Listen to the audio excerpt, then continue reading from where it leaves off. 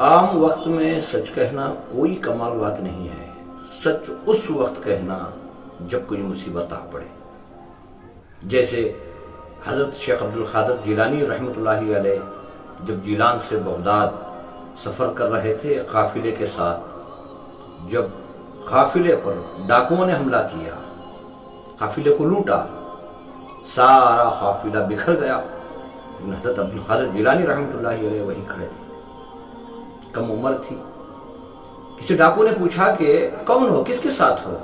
کہا قافلے کے ساتھ تھا، قافلہ تو لٹ گیا ہے، اب میں تو تنہا ہو چکا ہوں۔ اچھا تمہارے پاس کیا ہے؟ تو انہوں نے کہا 40 درہم میرے پاس ہیں جو ماں نے میری آستین میں سی رکھے ہیں۔ ڈاکو کو تعجب ہوا، جب سردار کے پاس لے گئے، سردار نے پوچھا بیٹا تمہارے پاس کیا ہے؟ کہا کہ آستین میں ماں نے سی رکھے ہیں، 40 درہم میرے پاس ہیں۔ تو ڈاکوؤں کے سردار نے کہا بیٹا کیا ضرورت تھی کہنے کی، اگر تم ان درہموں کی بات ہمیں نہ بتاتے تو ہم کہاں تمہیں چیک کرتے، ہم تو چھوڑ دیتے۔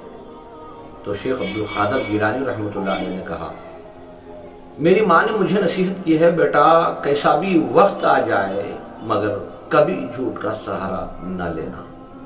جیسے یہ بات ڈاکوؤں کے سردار نے سنا، دل میں سوچنے لگا ایک بچہ، نہ کسی قسم کا خوف ہے نہ گھبراہٹ ہے، بے خوف سچ کہہ رہا ماں کی نصیحت پر، اور ہم جو ہیں لوگوں کو لوٹ رہے ہیں۔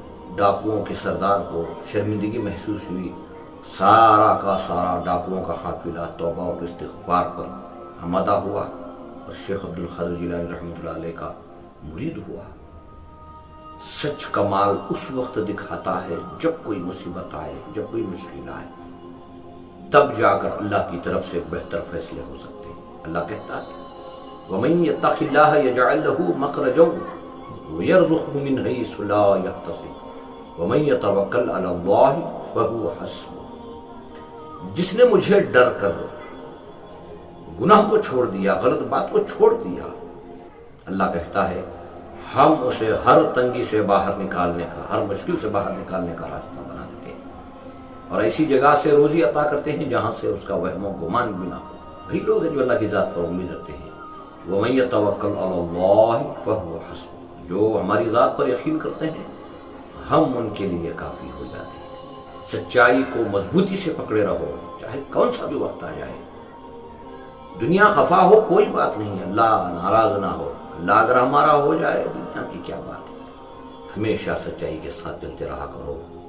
جھوٹ غلط ہے، جو غلط بات ہے وہ ذلیل و خوار ہو کر رہے گی اور اس کی سزا مل کر بھی رہے گی۔ توبہ کرو، استغفار کرو، اللہ سبحانہ و تعالی ہم سب کو ہمیشہ سچ بولنے کی توفیق عطا فرمائے۔